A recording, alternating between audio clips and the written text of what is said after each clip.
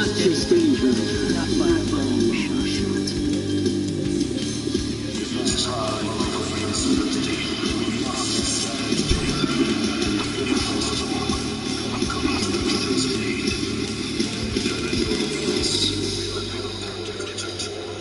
future depends on it.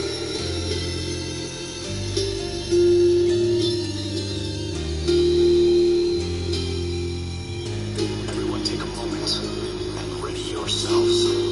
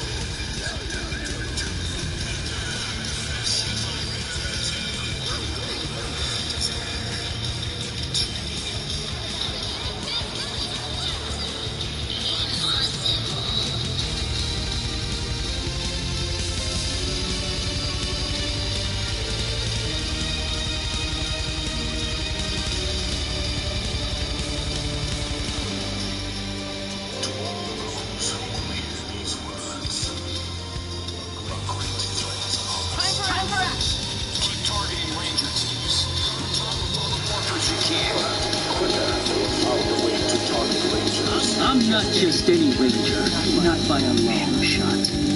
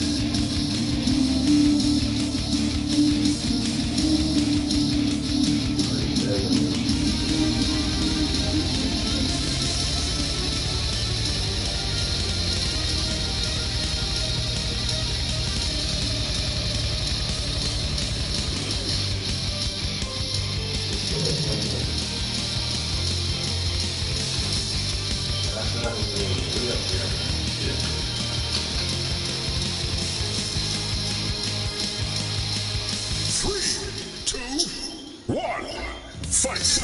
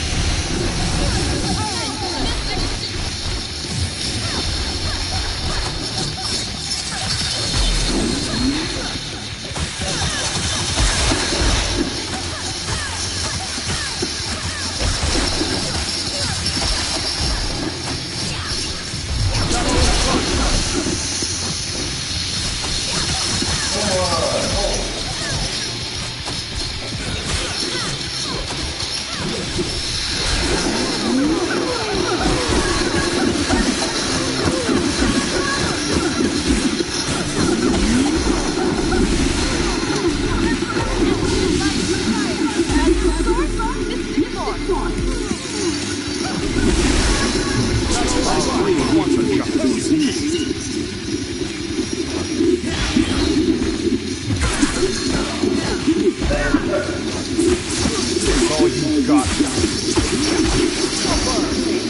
I saw that. Flatboy Gideon! Flatboy Gideon!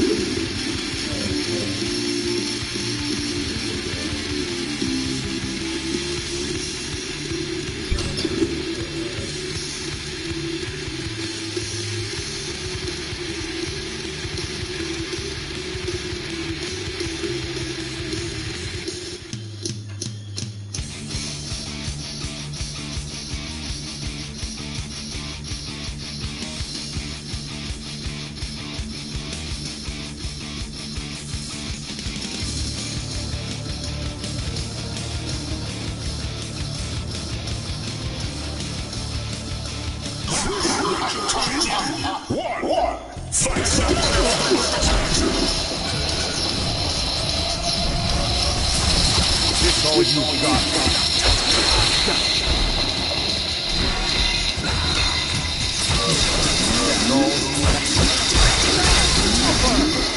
I saw that.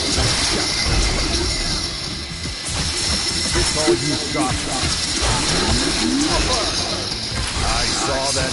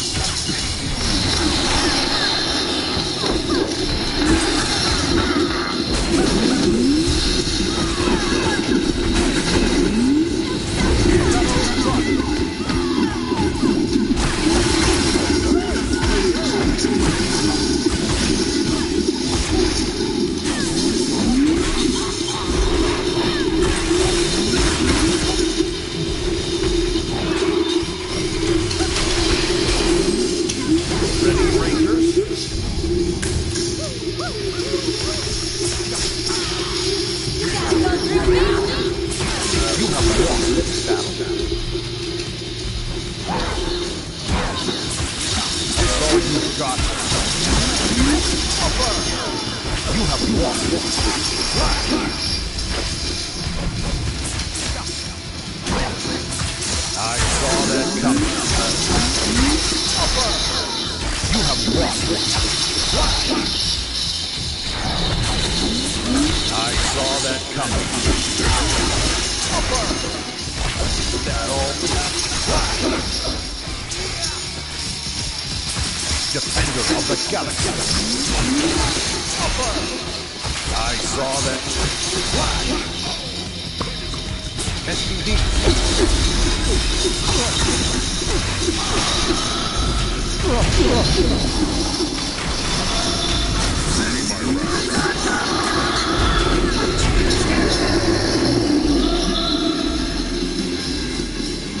You're not matched for the power of magic.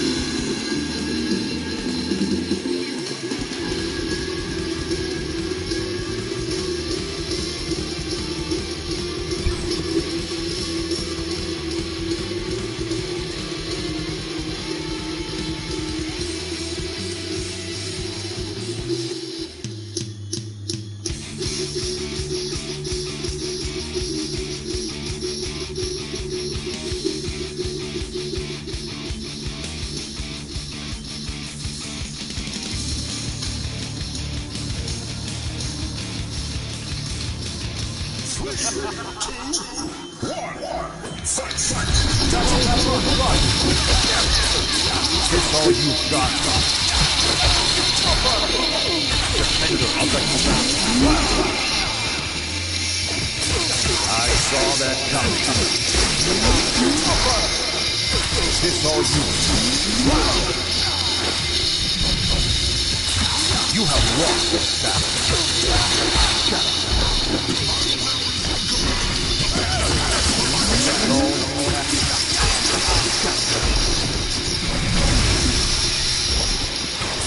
Defender of the galaxy. I saw that.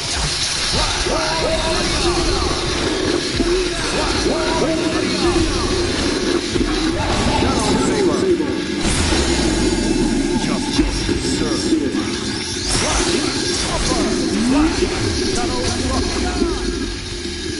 Is this all you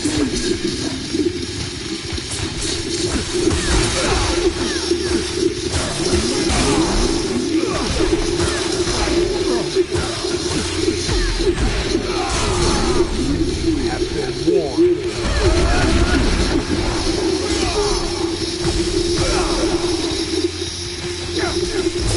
You have lost this battle.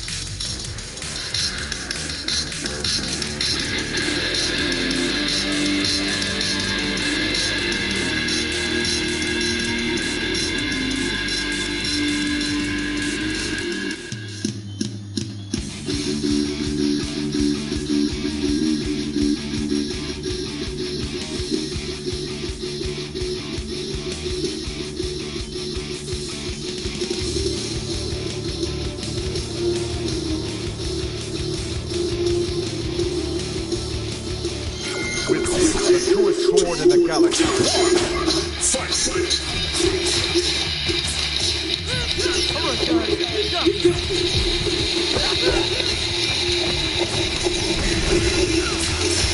That all you have?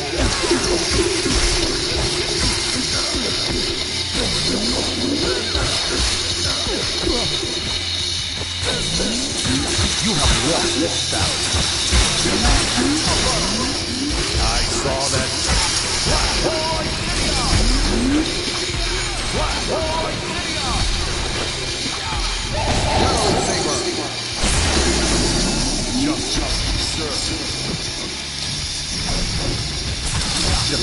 of the galaxy.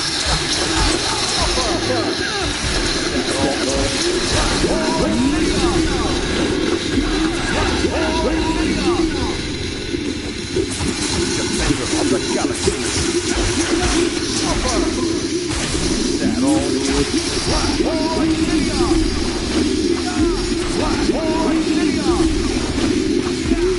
Shadow Saber. Justice served.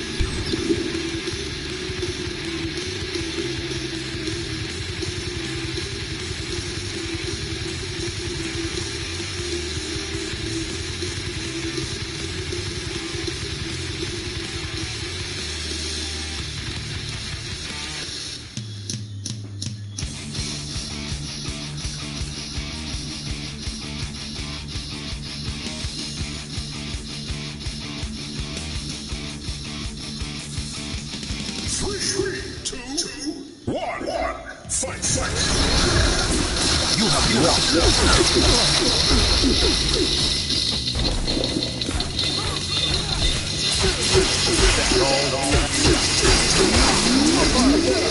Defender of the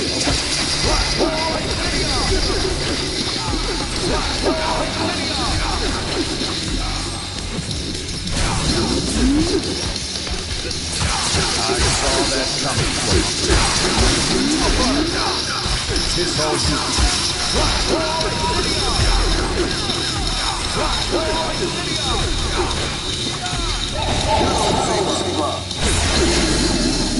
Justice served. You have lost this battle. Defender of the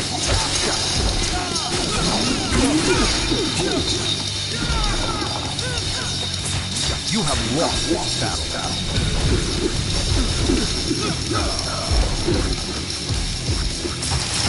That's all you have. Defender of the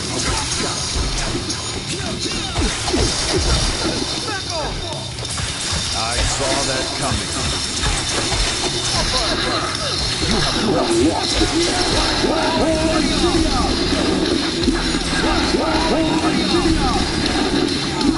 Shadow Saber.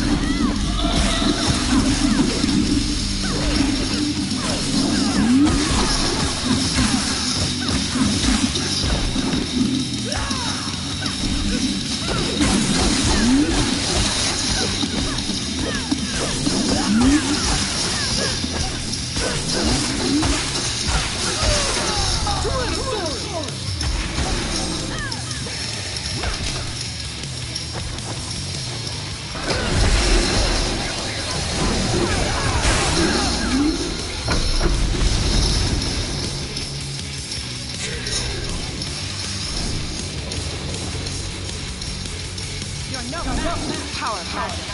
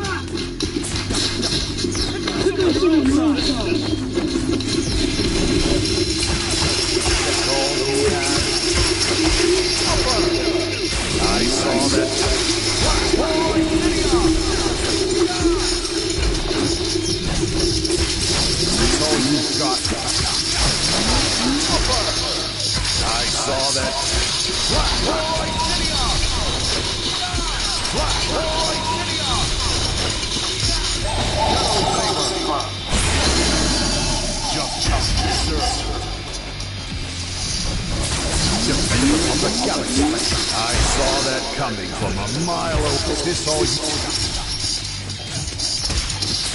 Defender of the galaxy.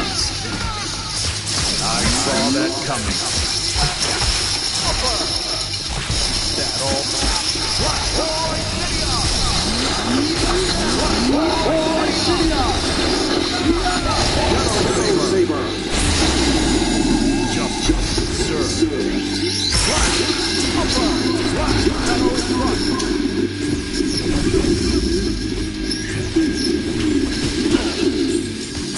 Defender of the galaxy. You have lost this battle. Defender of the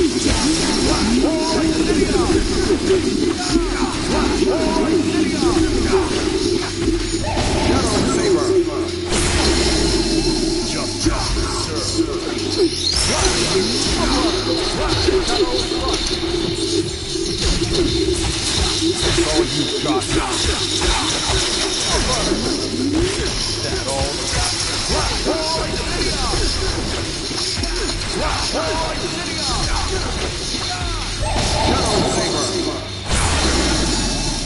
Just deserve.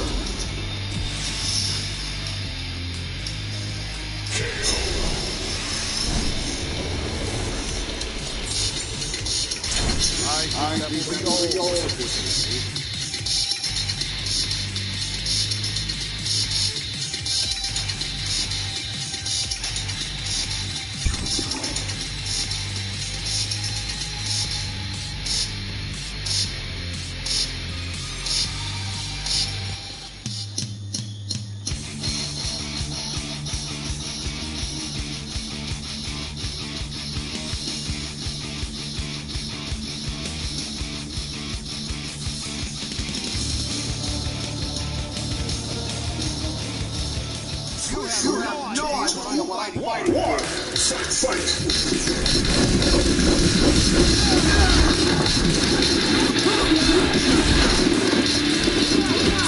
Defender of the galaxy.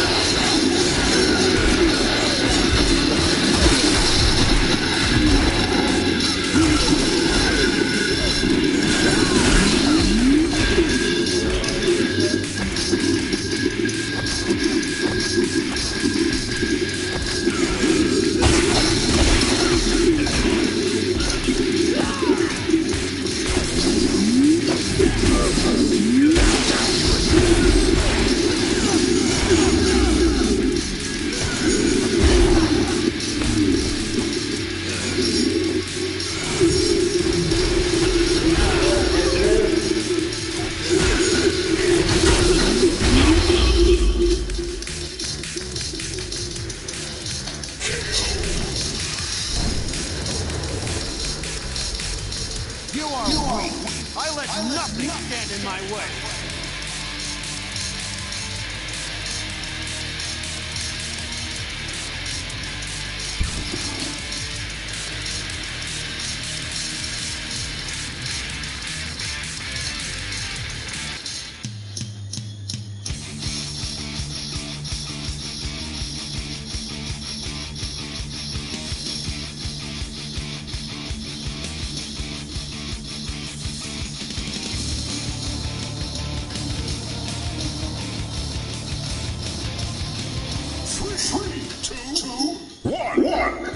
Fight!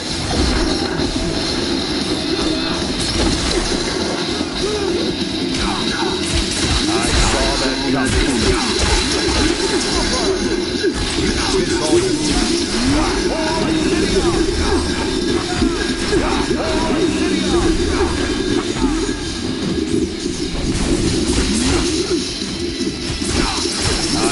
that coming.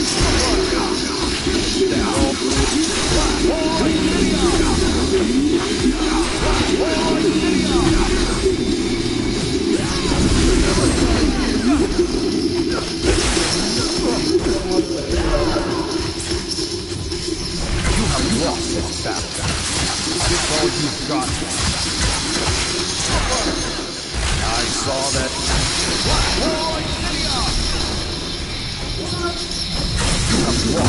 You have lost that. Shadow Saber.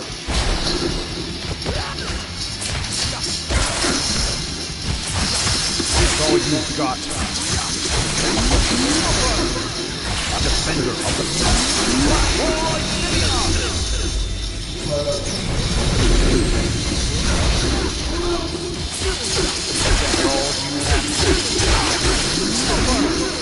You have lost. I saw that coming.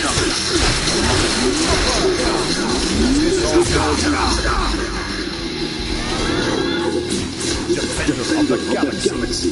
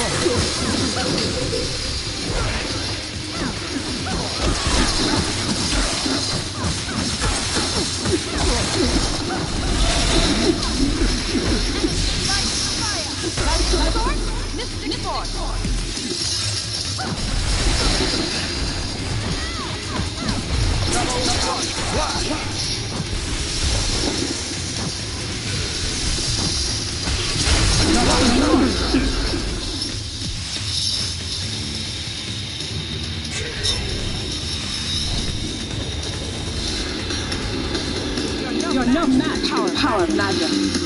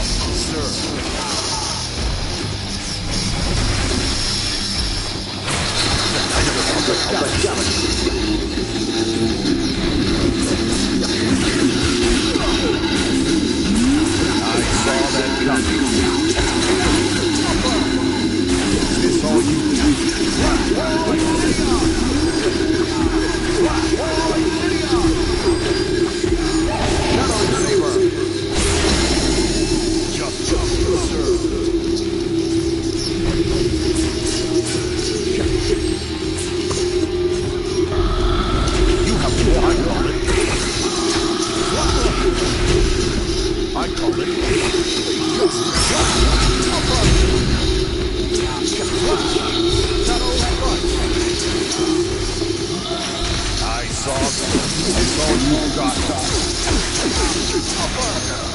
You have won.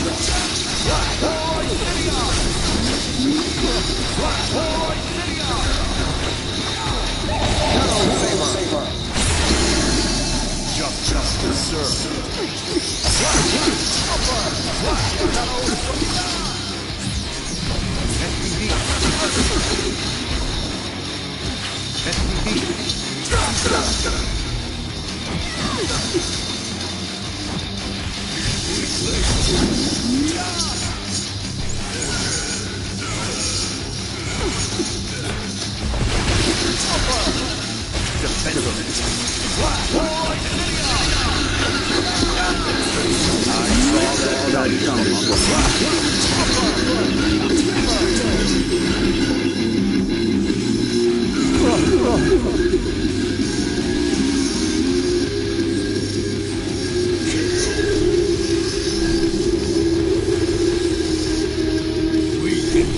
You never stood a chance.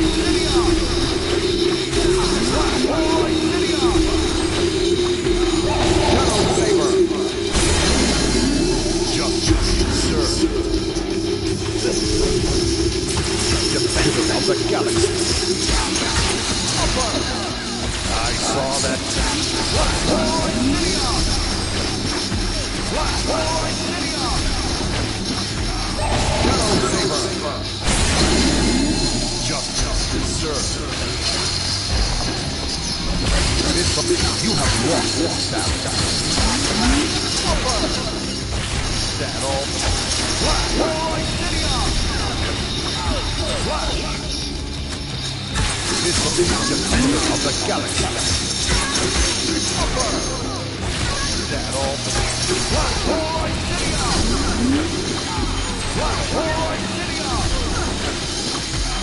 Shadow Saber. Justice served.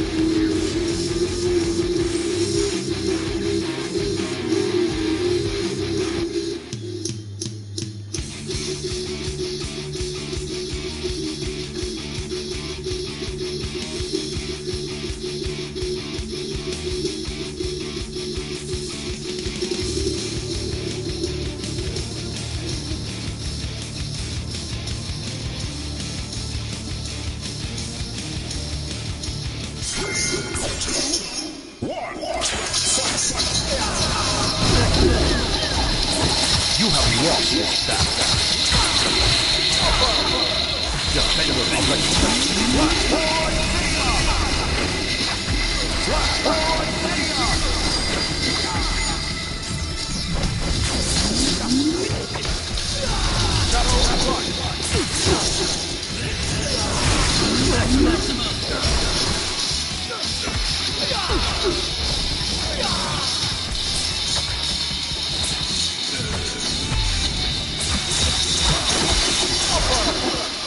It's all you.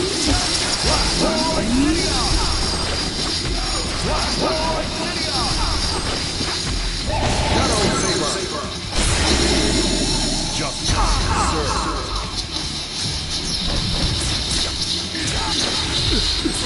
Defender of the galaxy.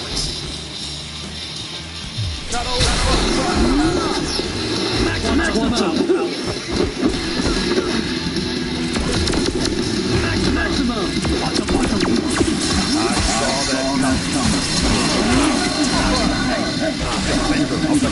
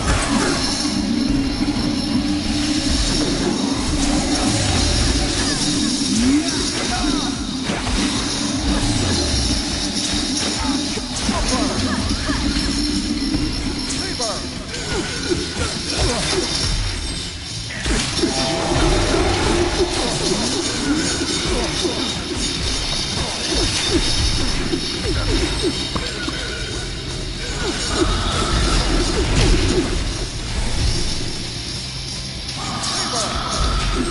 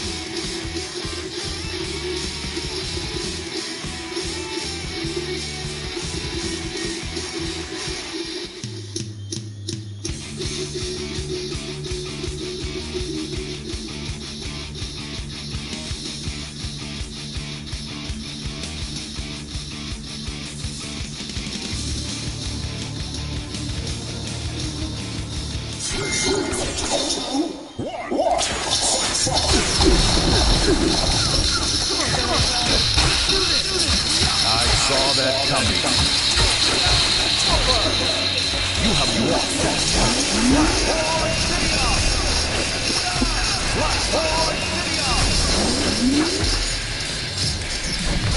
That all you have? What do we not need? I saw that coming. Defender of the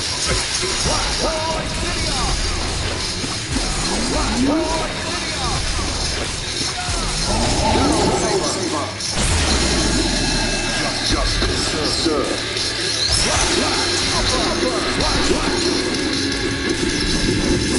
I saw that coming.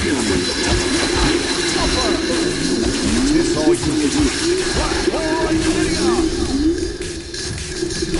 You have lost. It's all you've got. That all you have? You have lost.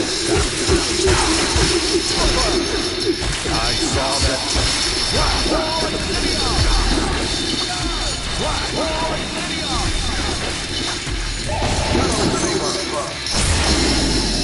Justice, sir. Mega Blaster!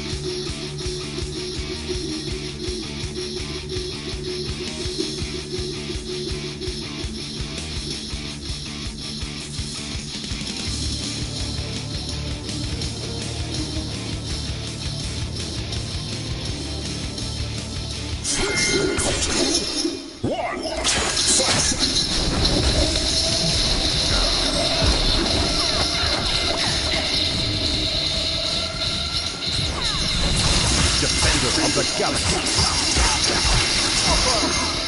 You have lost.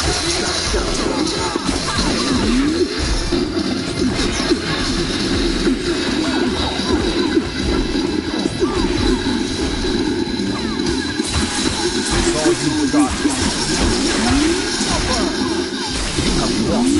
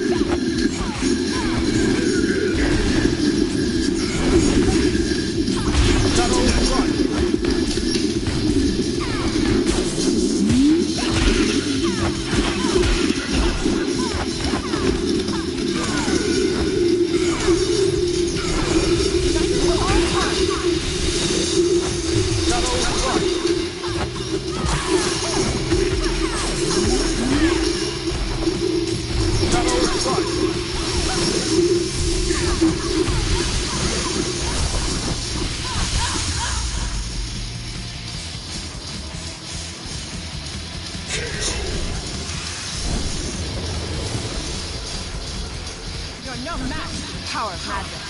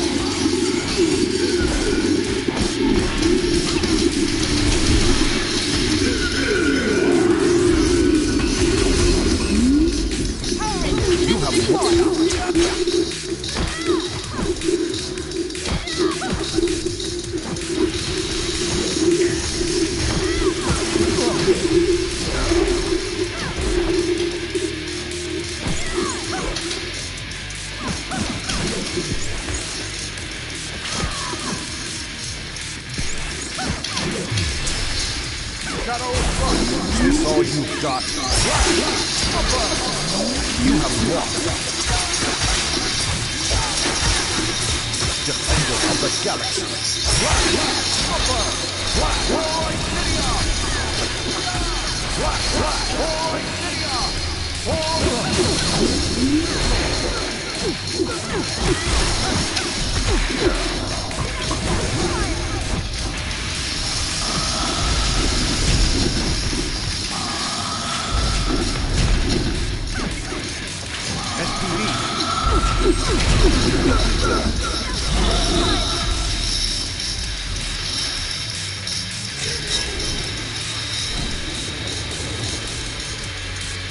You're no match. Power magic.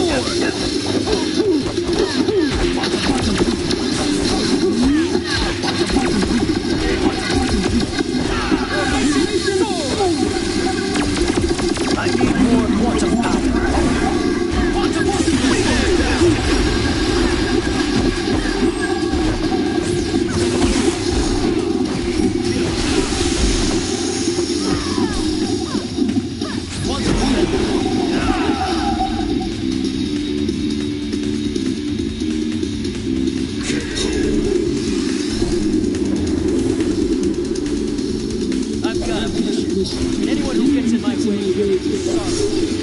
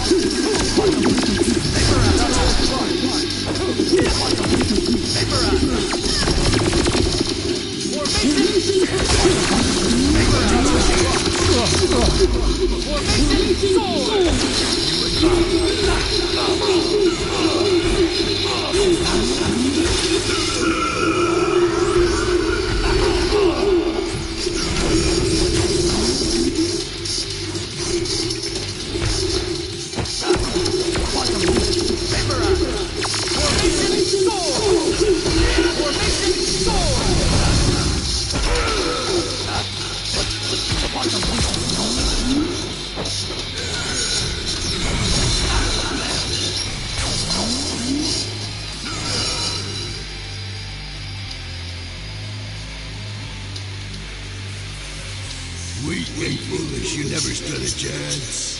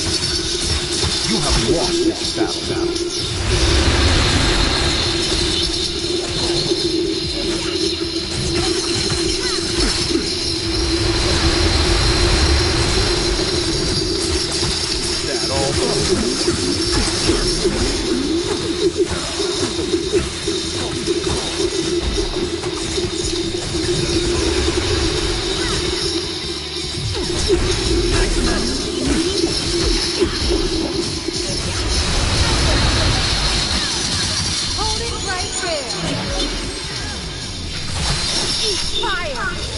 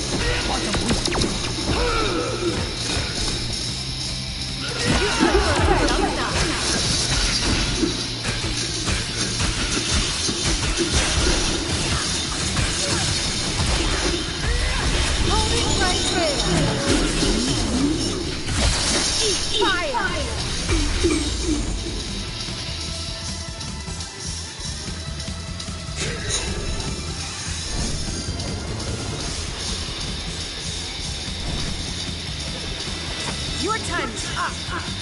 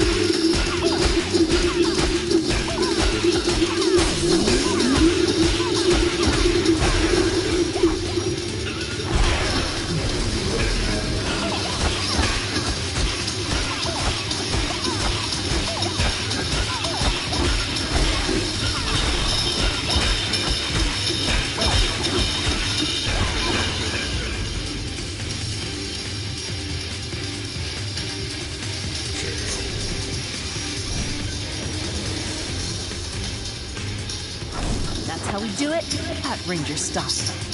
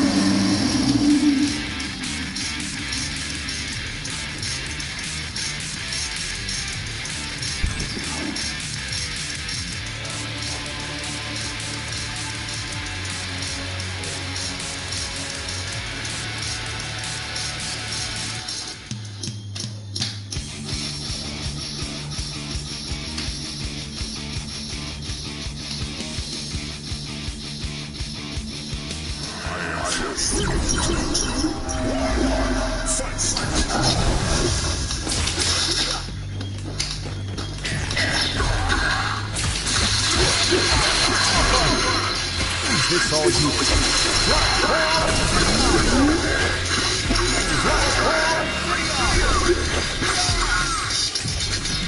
You have lost.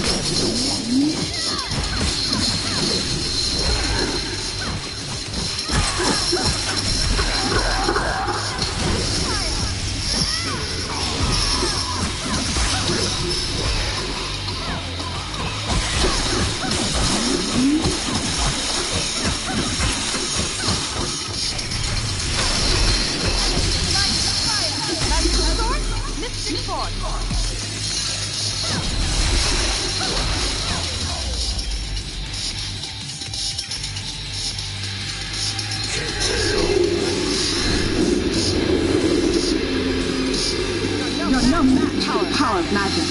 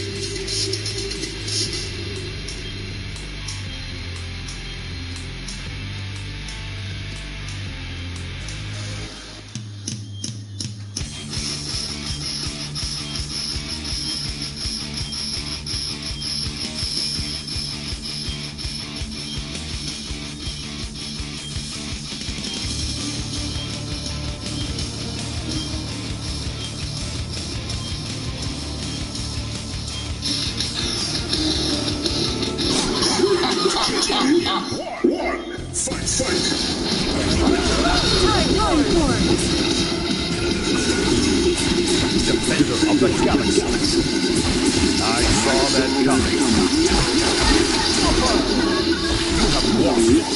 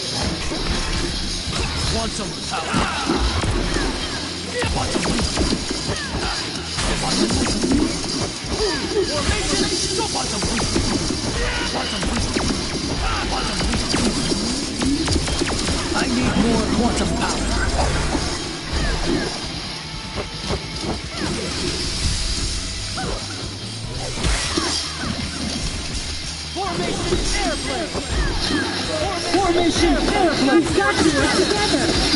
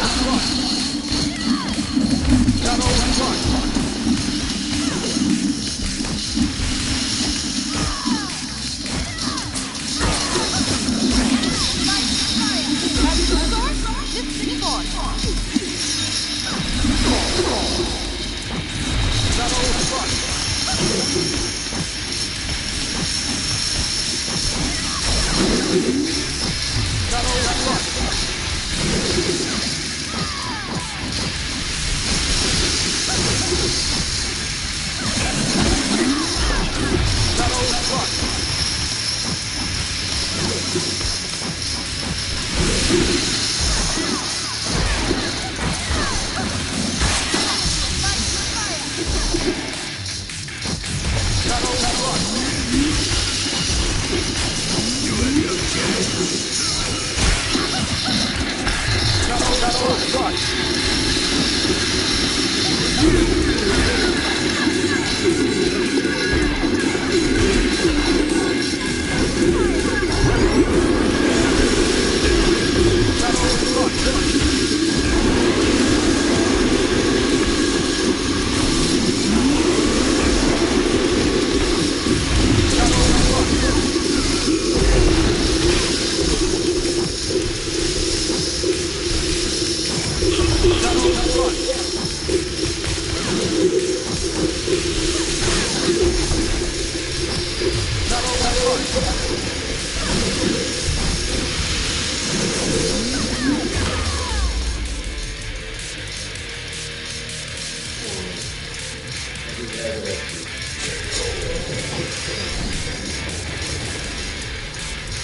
Power manifest.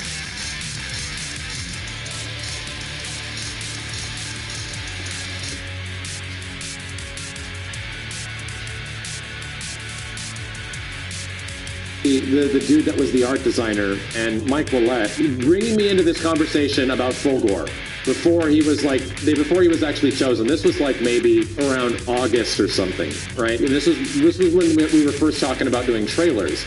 So we started talking about the Fulgore design. I'm not working for these guys, right? I'm not getting paid. I'm just this kid that is like, Fulgore is my #1 character in the game, and they identify that, oh, Max really likes KI. See what he has to say about these Fulgore designs, kid, right? Well, maybe not so much kid.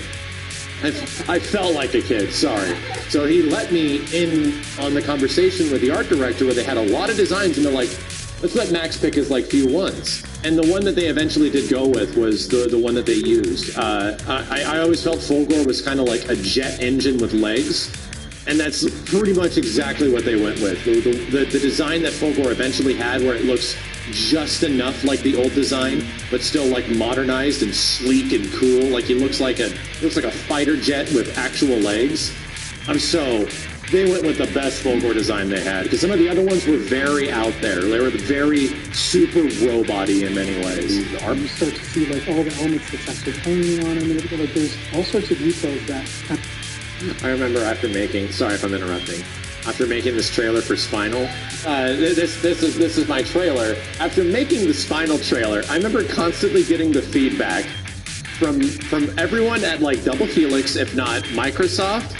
Yeah, let's do another trailer and let's make it as good as that Spinal trailer. I'm like, okay. Like Spinal is a very unique character because his background's incredible. He visually is the best looking character in KI, and his music is revolutionary.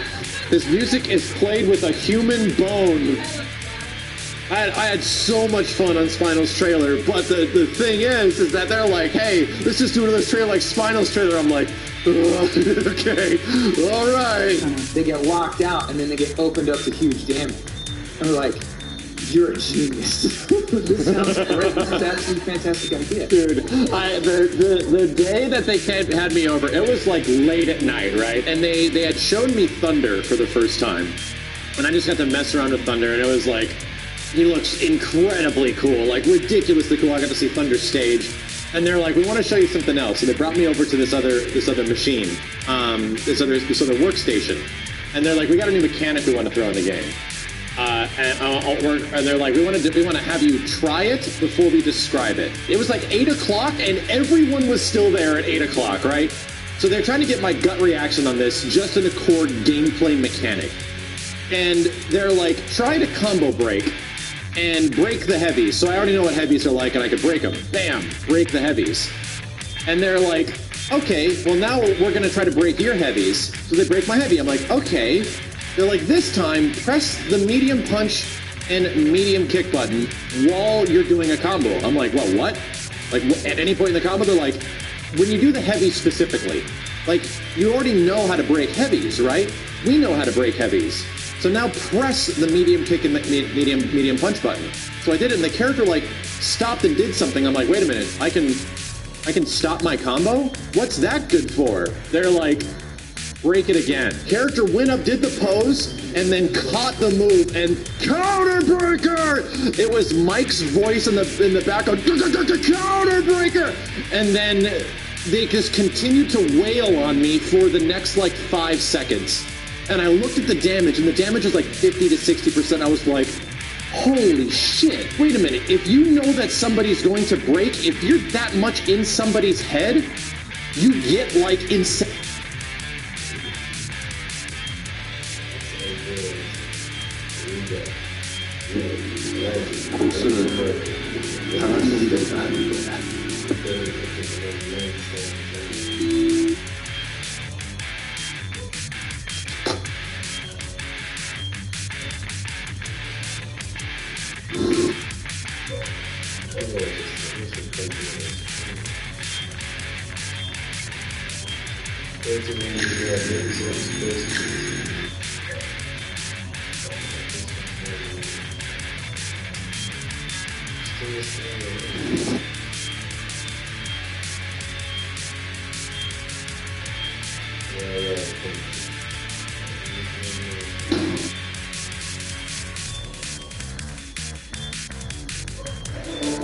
신이 인간 세상의 악마를 풀어모았고 악마는 평행 세계에 문을 열고 말았다. 만약에 대한제국 황희 계승서열에 따라 또 다른 세상이 있어.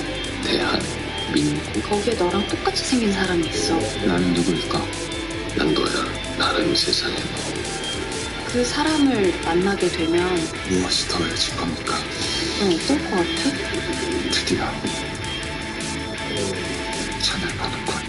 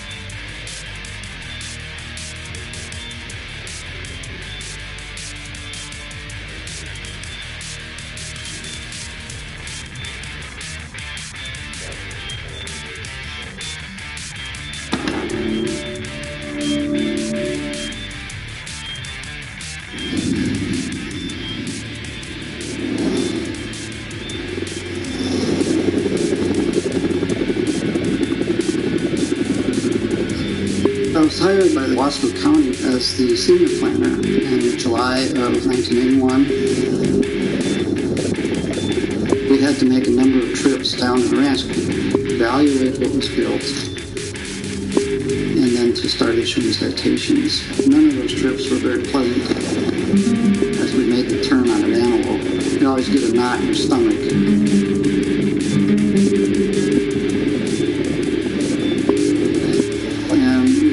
Required to only go with the sheriff's deputy. We also wore bulletproof vests under our clothing because there were a lot of guns. There were a lot of street people. So we were out there on an inspection. We got trapped behind a truck at an angle across the road. We didn't think it was a setup.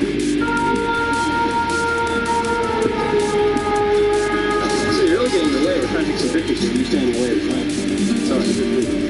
You're blocking the road pretty effectively. Oh, you've done an excellent job of blocking the road. Couldn't have done it any better. And the moment Sheila showed up, I said, this is becoming a circus. Sheila, was this an accident? I don't know. I just come here. What do you want me to do? I just come. Let me see. Do you want to move? Let me see what it is. Is this a joke or not? Are you joking to me? No, I'm not joking. I'm serious. This much. Few people's lives could come here. This isn't a joke. So we drove off the main road, turned around, and immediately started coming out. And there were 3 single-wide structures.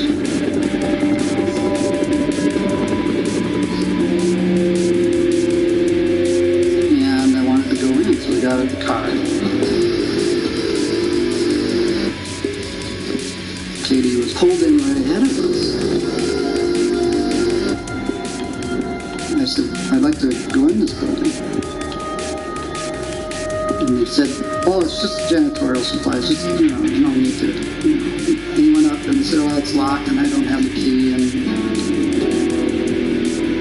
I can still pretty much hear those words. And so we didn't really know what we were going to do, and it was getting darker. So we felt for our protection. We're going back to the Dalles, and so we all got in the car and left.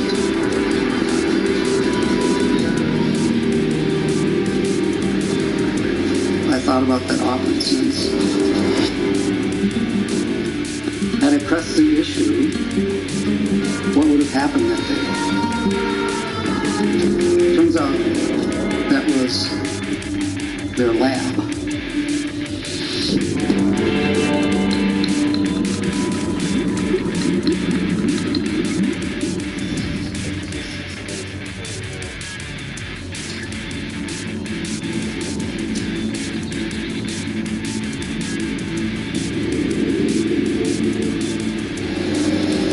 Officials are puzzled by this one. They say they've never seen a case where the symptoms have developed so quickly. They'll be working over the weekend to try to pinpoint the cause. In the meantime, they're asking people who develop symptoms to contact their county health department immediately.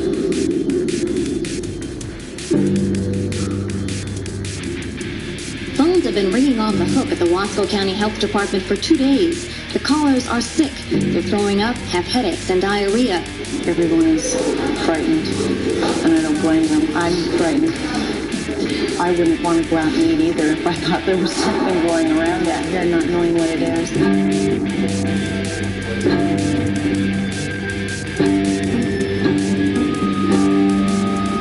An investigator from the State Health Division arrived in the Dalles this afternoon, and one from the Center for Disease Control in Atlanta, Georgia is due in today or tomorrow, all in an effort to try and find out what is causing this mysterious food poisoning. Meanwhile, Oregon Congressman Jim Weaver is organizing 2 days of hearings in Portland next week, saying it's time government agencies address the issue.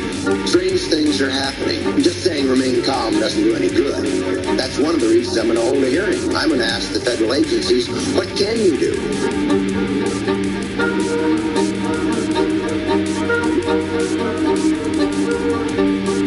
Mr. Speaker, I have a strange and terrifying tale to tell the House. It is about a town that was poisoned. Who would do such a terrifying thing? Who would poison a whole town? 700 were taken violently ill. Is there a madman lurking in the Dalles? There must be such a person or persons with a motive and the ability to assault this town. For it actually happened. Mana Sheila was a piece of work, let me tell you. I hear strange things creeping in the night. I have strange dreams in the Salmonella outbreak in the Dalles. Salmonella can be very serious, causing extreme dehydration. That salmonella outbreak, a mysterious outbreak, left 750 people ill. Food poisonings of more than 750 people in the Dalles. Well, certainly it was unprecedented in terms of the numbers of people that were getting sick from the salmonella, and the numbers just kept growing and coming in. It was chaotic. When she expired, they all went back to the city. Someone is out there who poisoned an entire town. If they're capable of such a heinous act, they're capable of anything. Started getting sick to my stomach, and I got chills, and you get to shaking, and you get so cold that you just can't get warmed up. My son-in-law took me to the hospital this morning, and my daughter is pretty sick, and she's also pregnant, so we're quite concerned over that. Once people started getting sick by dozens and hundreds, we set up a sort of a command area in the health department and started tracking what was going on.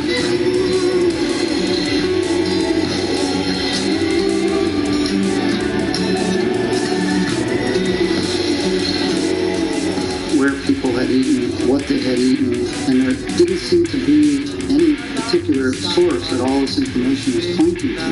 It was sort of just scattered all over, and everyone, including the Center for Disease Control, couldn't make heads or tails of what was going on. Well, we didn't know, and we engaged in good old ordinary investigation to try to piece together what the facts were. So far, 3 restaurants have been linked to the outbreak: Arlo's, the Portageon, and Shakey's. But health officials say they don't know if the contamination is from a patron or from the food handlers at the restaurant. The preliminary conclusion from state investigators in the Dalles claims contamination of raw foods by infected food handlers. The health authorities blamed it on food handlers. It's clear that many restaurant employees live in the same household. So we believe it's very plausible that there was sort of a chain of transmission. They advised the food workers be better trained. And I said, that's the silliest thing I've ever heard. Food handlers have nothing to do with this. This is one of the most greatest terrorist acts in our country. The poisoning of an entire town. Different people in the office at the time had different degrees of certainty about the fact that there were that the Rajneeshis were involved.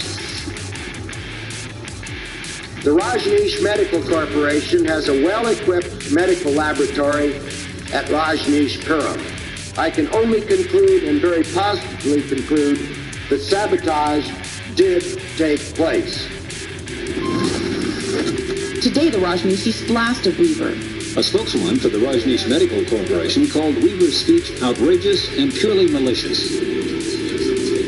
It's absolutely false. It's an ugly, cowardly lie. Jim Weaver from halfway across the country attacked a religious minority here in his own home state. It's a despicable and outrageous thing. And the Rajneesh Medical Corporation is outraged. I was also coordinating the legal department, and so I had certain responsibilities that I need to ensure were taken care of. I was sent by Sheila to support them. I was filled with rage, and I did as Sheila. And we are going to infect. We're going to infect not only the Dalles, not only Portland, not only Salem, not only the whole state of Oregon and the whole country of the United States of America. Rajneeshis are going to infect the whole world with joy and with laughter on epidemic proportions. All hell broke loose. The whole state went bananas. And they made me look like an idiot. Main article written in the Oregonian newspaper began Weaver in another rambling and incoherent speech.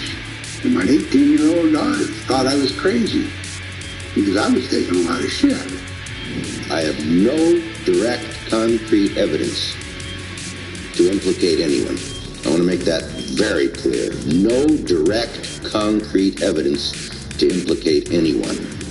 But you have some of your own ideas. I have my own views. There is no question of that. And Bill Bauman came into my office and said, Jim, you know that these people are murderers and cutthroats? And that was enough for me to say, hey, wait a minute. Nobody else is doing anything about it, so I'm going to. I began investigating.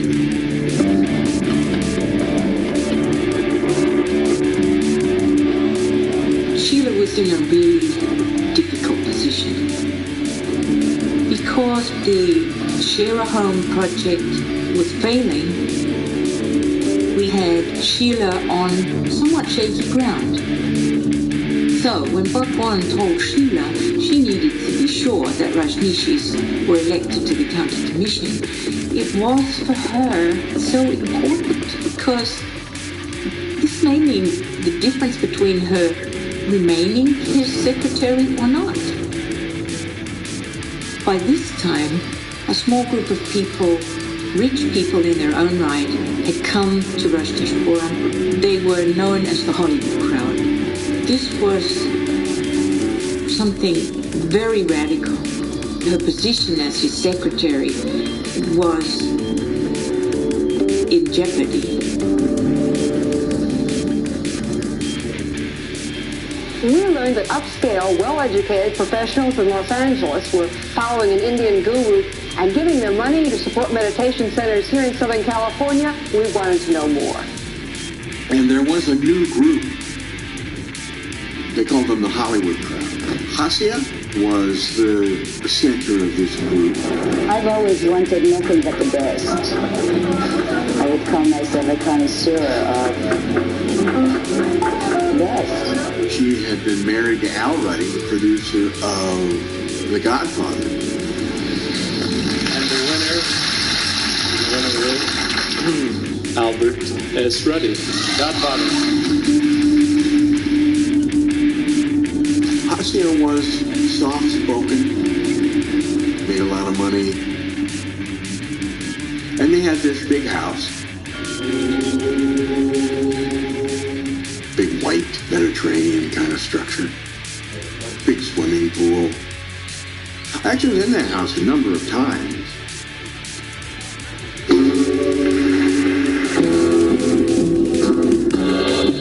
They start throwing parties back in Hollywood to raise money for Bhagwan. John bought this mansion in West Hollywood for the Bhagwan, the perfect place for their sannyasin friends to meditate and collect money. We're looking for a way to express his essence in Los Angeles in a way that people could come into it and just go, wow. It's used as a sort of recruiting center. Wealthy people are invited to parties and introduced to the joys of surrendering to the master.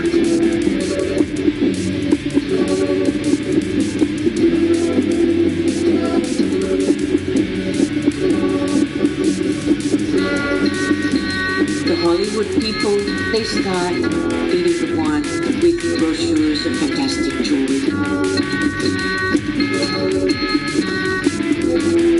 Things that Sheila would never have shown him because he knew he would want them. He was like this kind of bird, this blackbird that collects shiny things.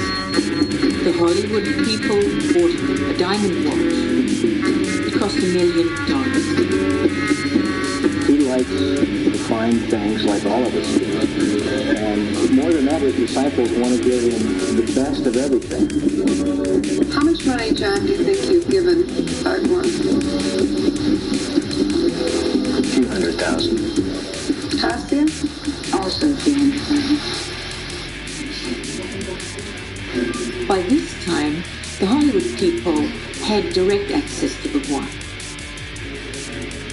Access to Bhagwan was everything. He would invite them to come and spend time with him without Sheila to accompany them. When you start having Hasia, a rich woman from California who had fairly recently come to the ranch, Sheila felt threatened. She suspected that there were other people now who were having these meetings. Bhagwan even went so far as to call Sheila into his house and to explain to her another corporation was to be set up and Hasia and John would run this corporation. That made Sheila really, really angry.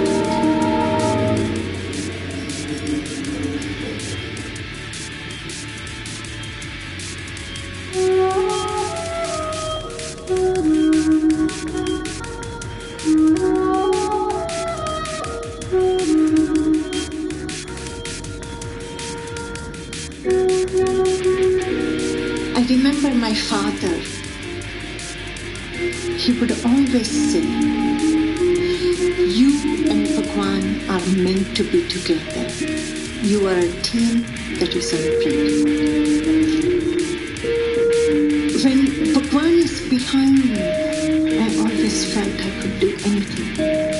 I had this power of trust and love.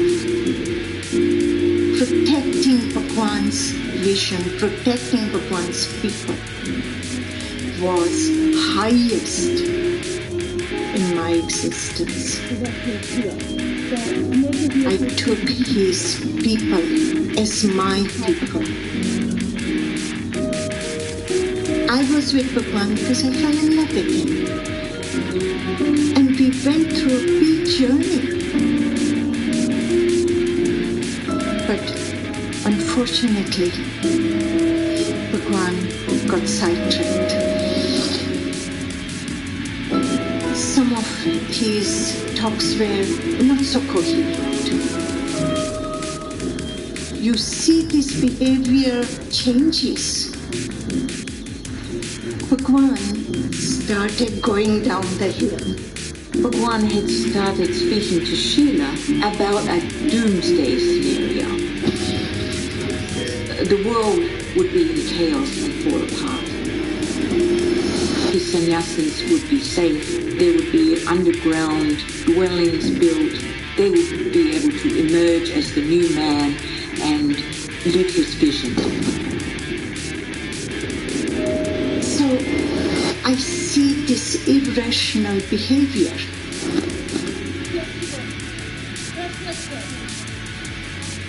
One day, our pharmacist comes totally upset to me, brought with him the prescription that was written by Bhagwan's doctor to get drugs for Bhagwan. I was horrified. This rich group of people have gotten Bhagwan hooked onto the drugs, combination of laughing gas, Valium.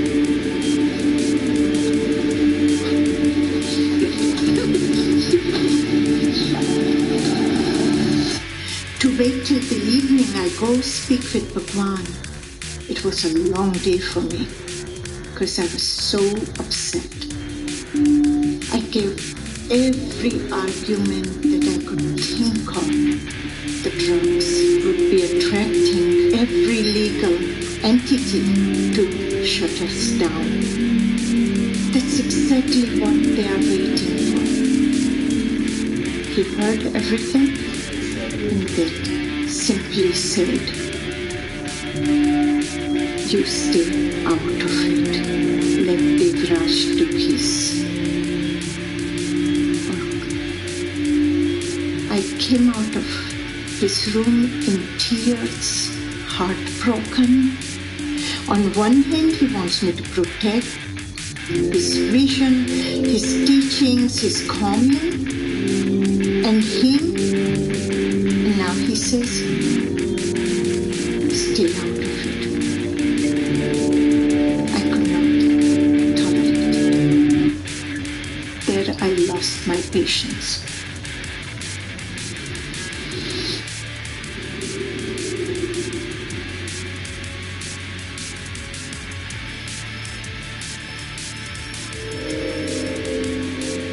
In the United States, if the government does decide to get you, they're going to get you. And they have the resources and the ability to basically go after anybody and succeed. But to have it done to your community, and to have the government not just be unwelcoming, but to twist and violate their own laws, their own procedures, and to be self-righteous in doing it. Immigration was clearly a tool to destroy the community. I mean, immigration was the biggest tool to destroy the community because there was a whole lot of pressure from Washington, D.C. to go after this guy and get rid of this guy. The immigration investigation started when a political donor to the president wrote to Edwin Meese and told Meese about this cult in Oregon and that they should get rid of OSHA. One of the INS commissioners wrote in a memo that perhaps it's wishful thinking, but our pressures may force them to pick up and leave. You know, they were spending time with anti-cult experts. They were saying that he cannot be a religious leader because what he teaches is the antipathy of religion. In November of '82, he applied for a visa as a religious teacher and leader. His goal was to convince officials he should remain in the U.S. Now wants to change his status to that of religious worker and remain at his Central Oregon ranch permanently. The INS issued a denial. The Immigration and Naturalization Service has denied the Bhagwan's request for an adjustment of status from visitor to religious worker. Deportation efforts are pending. Trouble between Rajneeshis and authorities has grown since the government ordered the Bhagwan deported. Today's protest concerned a meeting between the Rajneeshis and the immigration officials. I want Guru and his evil influence out of my city. The immigration office knows he's in this country illegally, and I want them to uphold the law and get him out. The deportation order against the Bhagwan Sri Rajneesh is now under review. No definite date has been set for his return to India. The denials were a trick. Our position was that as a result of his silence for about a year and a half, he could not and had not performed the duties that the organization described in their own document. The only thing I'm hearing from you, and I want to give you an opportunity to tell me something more, if there is something more, is that the man doesn't talk publicly. Is that it? He was not participating actively in the religious ceremonies, duties that the organization described him or described as necessary to the performance of his duties. All right, Niren, do you want to respond to that? Clearly, he qualified. I mean, if he's not a religious teacher and leader, nobody's a religious teacher and leader. I was outraged by it. The INS is now simply uncomfortable with the ludicrous nature of their position, and that is that if you are in silence, you can't be a religious leader. It's a bit like saying if the Pope has laryngitis, he stops being Pope. It simply doesn't make sense. It's our position, and we have evidence that there is bias, there is prejudgment, there is religious discrimination, there is racial discrimination. They want him out of the country and to try and get rid of the rest of the disciples who are in this country legally as well. I was actually a hero in that community because I was, in a sense, the tip of the spear, fighting to survive. People were so loving, so beautiful to me, so happy and grateful that I was there to do what I could do. I formed a nonprofit legal corporation. We ended up with having like 20 lawyers, 25 paralegals at the ranch. Every issue was rebutted with mountains of evidence. On Thursday, the Guru's attorneys appeared at the Immigration Service office in downtown Portland with over 1,000 pages of material explaining why their guru should be allowed to stay. The INS had found that they couldn't. They could not win. Their whole investigation was complete with bias. The decisions were against the law. Are we running? On February 16, 1984, which happened to be my birthday, the INS granted his visa as a religious teacher and leader. They acknowledged he was a religious teacher and leader.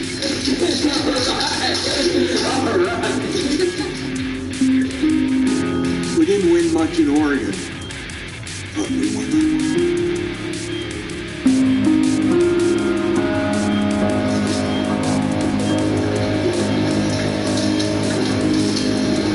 But then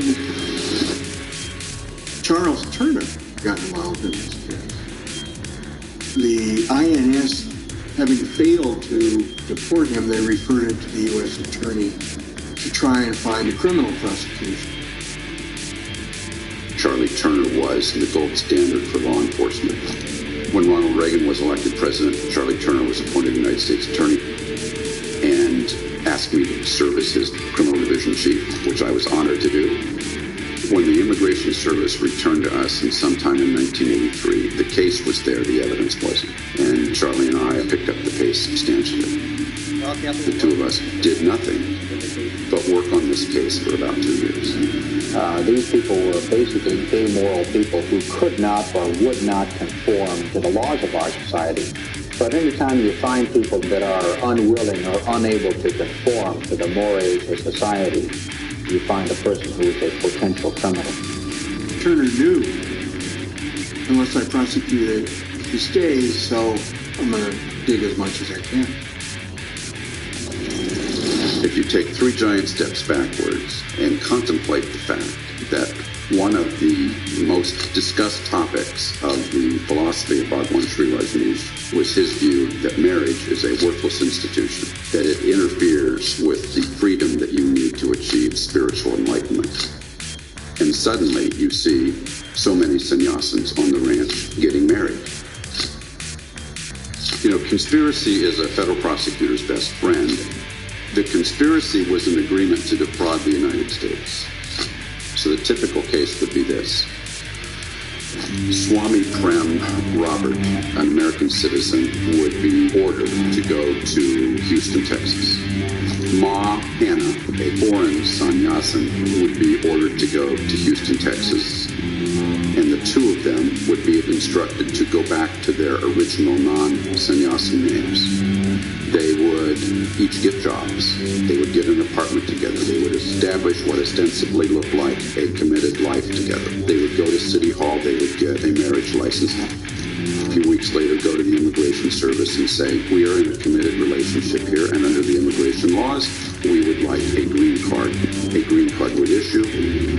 Soon, both parties would make a hasty retreat back to the ranch and return to their original lives and original partners that they had.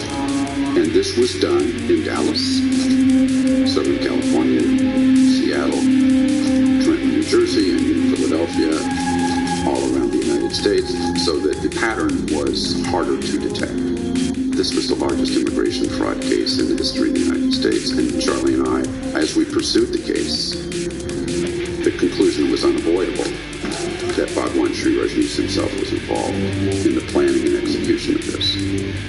By that time, I think it was the safe assumption on everyone's part, including the Rajneeshis, that if he was charged and deported, Rajneesh Param would disappear off the face of the earth.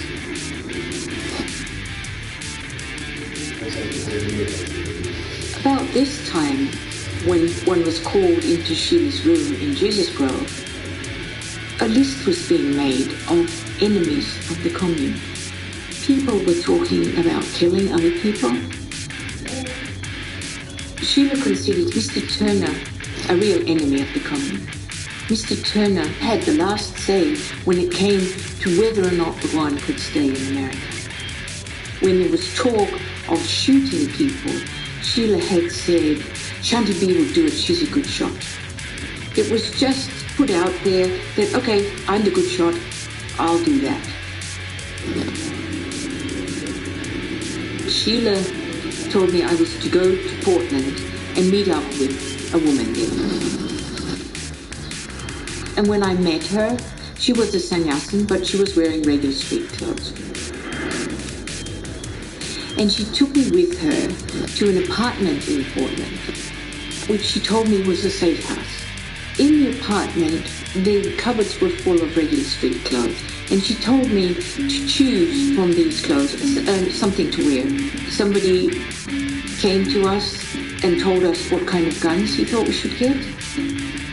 He said we should get smaller guns, pistols, because they would be easier to transport. The small group in the car I was in drove to where Mr. Turner worked. And we sat in McDonald's early in the morning, drank coffee. For the first time in my life, I smoked a cigarette. But we were watching the Park House entrance where Mr. Turner was expected to walk out. And at that point, my companion said to me, come, we'll go down and we'll show you where he comes out. And pointed out where Mr. Turner parked his car. I was saying to myself, what are we doing? This is crazy. This is like in the middle of town. And we're going to kill somebody here? No, he didn't come out that day, so I didn't ever see him. And as we drove away back towards the main road, the three people in the car, including myself, talked about the possibility of perhaps shooting him there in the Park House.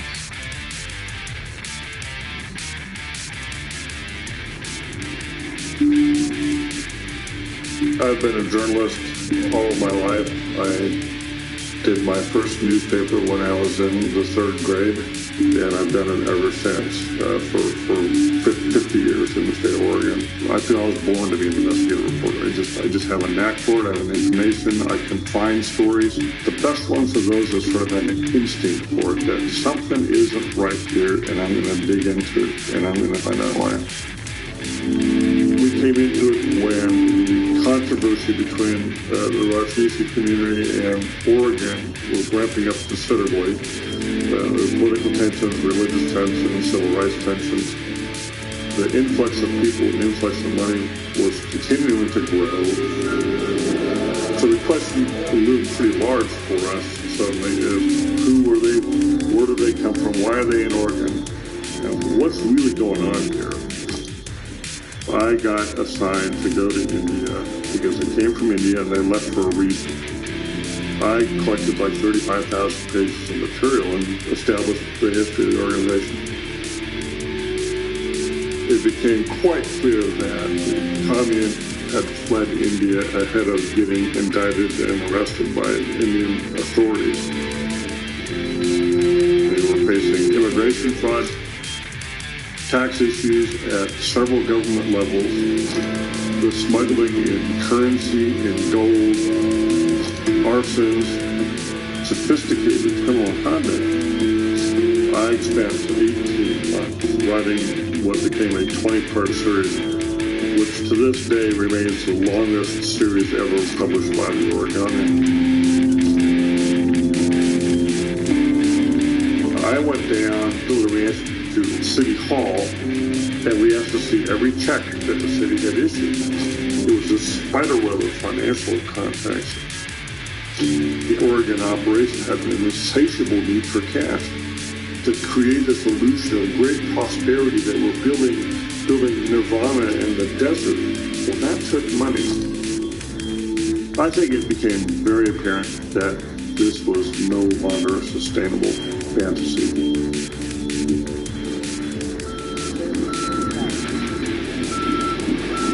The honeymoon is over at Rajneeshpuram between the followers of the Bhagwan and many of the street people they invited there. The street people claim that yesterday Ma Anand Sheela called the entire street people population into this large assembly hall and held a trial of sorts. So what I would like you to understand, that I'm not going to tolerate problem makers, any sort of hanky-panky from today on. Tomorrow morning you will start receiving messages that you need to leave, you need to leave. She says, you're on the bus. And the man is immediately escorted out and held under tight security while he packs his things and leaves. I saw 5 or 6 guys just completely, like physically being dragged out, by the security guards. I got a call around midnight from the governor's office telling me that Rajneeshis were driving around the Dalles in vans and dropping homeless people off in neighborhoods, and if anybody encountered them and asked what they were doing, they were pointing automatic weapons at them, making them back away. And she said, what should we do? To this day, that's probably still the most unusual and difficult request for legal advice that I've gotten from a client. Up until now, most of the folks who left the ranch have left of their own accord. But this latest batch seems to represent something new. The Rajneeshis are booting people out wholesale, and they're getting physical. There were people on the streets that came to our place that were not in their full capacity, that really required major medication. There were people who were violent. There were people who were really living on the edge of psychosis. Rajneesh officials today said the 4 men who were dropped off in Portland are troublemakers. They call us troublemakers, yes, and we have openly admitted that we did act out of anger. We were going to tip their ticket booth over and start tipping all their A-frames over right down the line.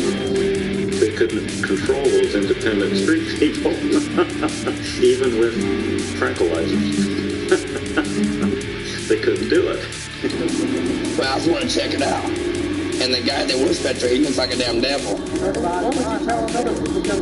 Not to come. Unless you want to be queer. Because there are all kind of queers and everything. Because I seen them myself that they're kissing and hugging.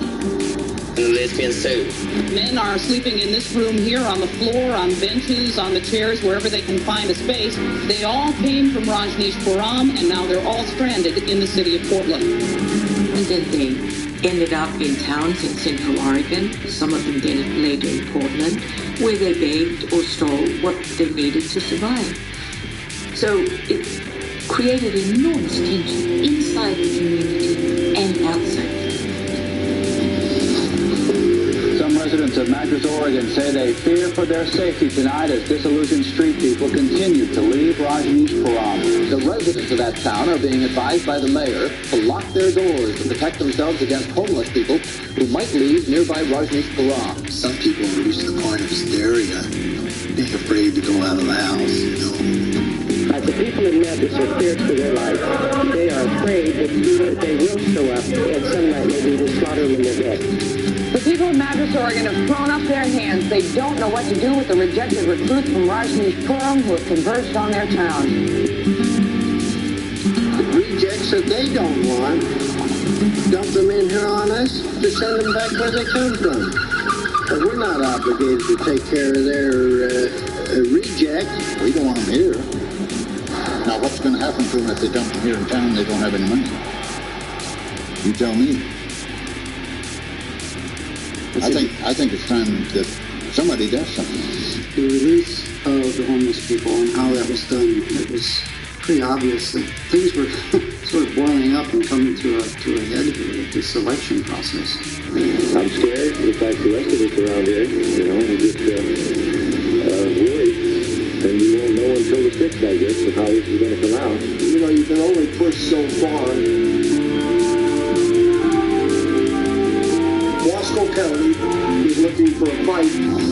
Last night, a large group of angry Oregonians gathered to map out anti-Rajneesh strategy.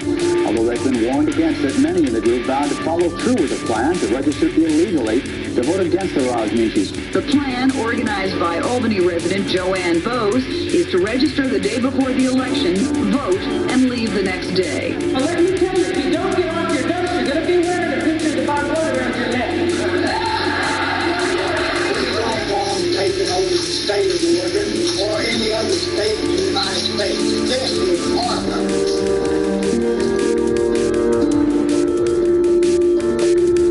The controversy in Wasco County has made some national headlines concerning whether or not the Rajneeshis would actually go to the polls.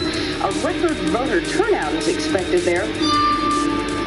Voters were turning out at a record pace at Wasco County polls. Lines began forming when the polls opened at 8 a.m., and they never let up. We never had anything like this before. We had this crowd maybe 6, 7 o'clock at night, but not like this in the morning. It was a big number. I think it showed that they were paying attention to the news. They understood what was at stake, and they came out and voted to protect their own democracy.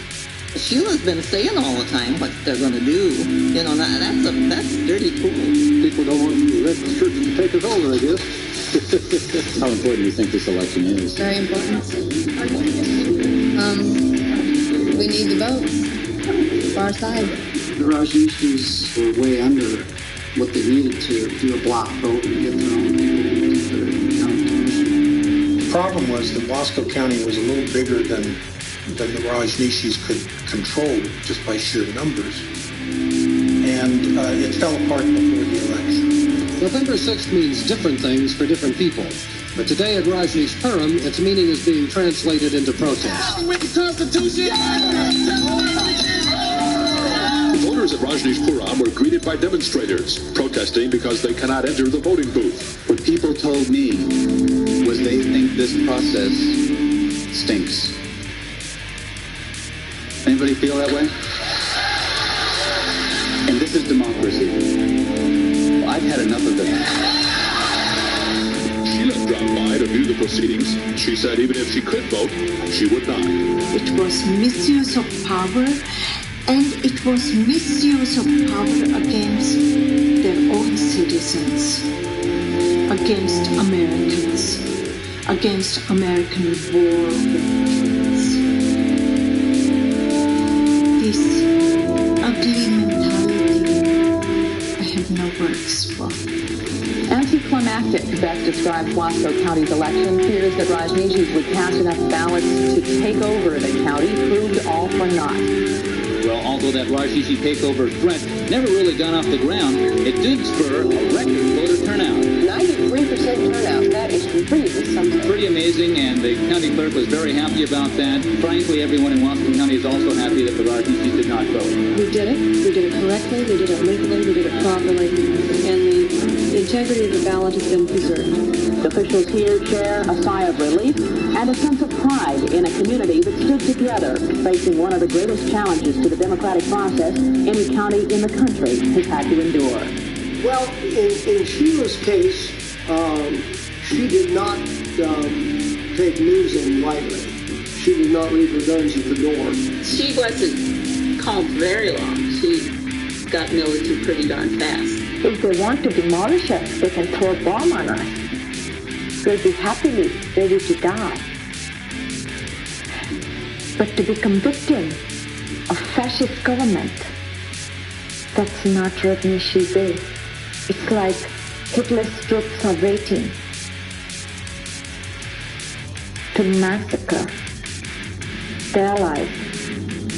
As things began to unravel, there was a great risk that it could boil over into actual violence.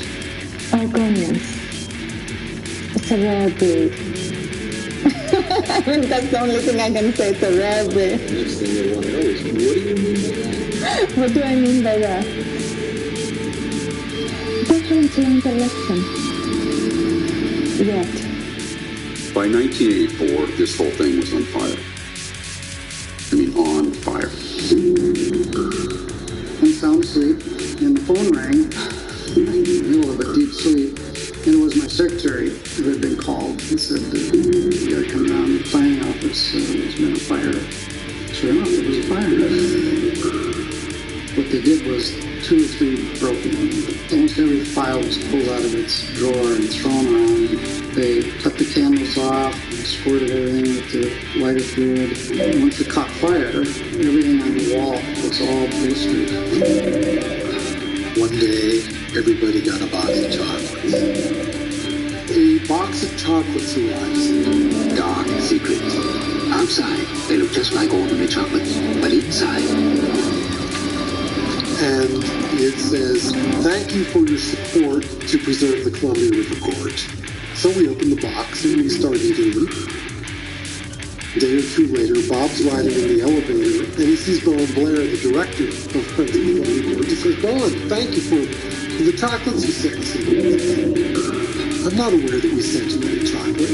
They found one candy in the center of the box with a pinprick in the bottom of it. It was loaded with something fun. Mike Sullivan, the district attorney in Jefferson County, almost died, and nobody knew why. My skin was starting to turn different shades of colors, and my lips turned blue because of a lack of oxygen. Bill Hulse traveled to the ranch, and at some point they offered him some water.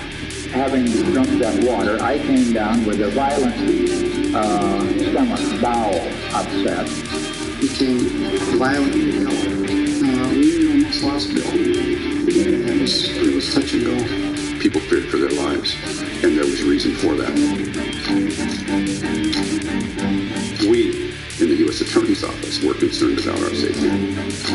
Tuesday, police detectives showed up, and they took me into one of our small interview rooms, and they proceeded to explain to me that they had developed credible information that I had been targeted for murder.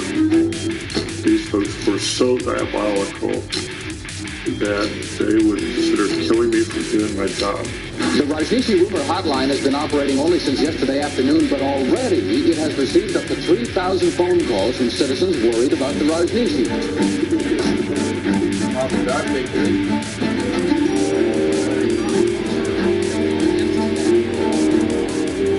The challenge was to sift through what's real and what's not, because some of the things that we were hearing were just fantastical.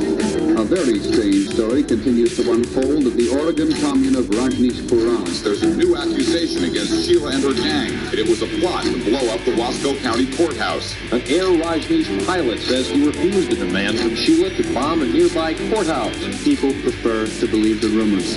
People prefer not to be confused by the facts. And as long as that's the case, we will have possible violence because of it. One rumor claimed the Rajneeshis caused the recent salmonella outbreak. Other callers callers worried about weapons on Rajneesh Puram. The hotline says it knows of nothing illegal. The threat comes not from Rajneesh Puram and Rajneeshis. The threat of violence comes from these people and people like them. People who are bigoted, and for this court to allow itself to be degraded in this way is disgusting.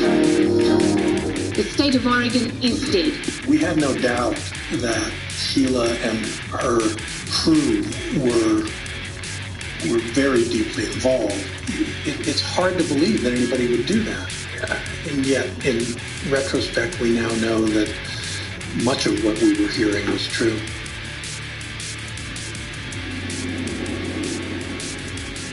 We were in the middle of the battle, but we weren't winning. Sheila had intended to beat the state, and she didn't. She was deteriorating in a way that you could see visibly. I think the fear and the anxiety and the tension, I think it wore her thin, but we didn't know how thin she had been worn. I saw more paranoia, and not just paranoia from the people outside. Now it was moving inside.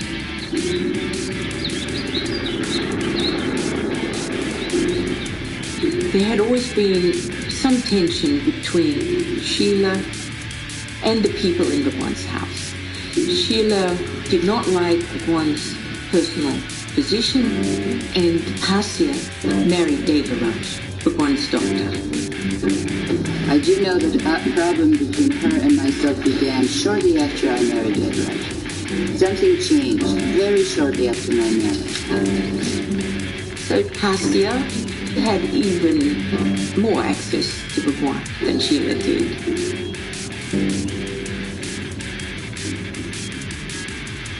For Sheila, this was the last straw. She realized that she had lost the battle. And in the middle of all this, unknown to Bhagwan, she had his room wiretapped in order to protect him. Sheila would be aware of any possible danger to Bhagwan. I felt she wanted to hear and control what was being said to Bhagwan.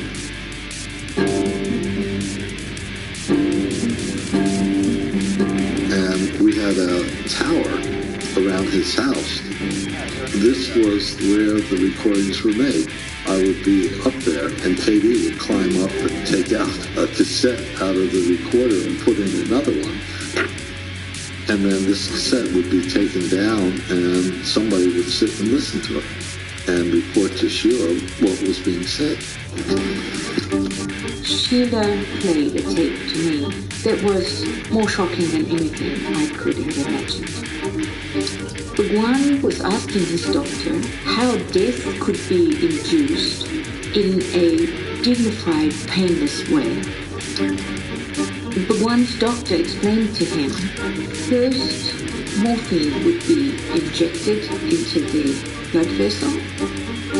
Quinoa would be added that would paralyze the body. And then a third substance would be added to stop the heart. On the wiretap, Bhagwan's doctor said to him that the medications had arrived, and Bhagwan told the doctor to bury them in a safe place in a garden until they were needed. Bhagwan ordered Sheila to arrange the building of a crematorium. He also told Sheila that he would die on a Master's Day, 6th of July. It was too awful to contemplate. I didn't know what it meant. It frightened me terribly. But it was just awful. From that day on, I listened to Sheila when she talked about the dangers to Bhagwan of his doctor and his dentist.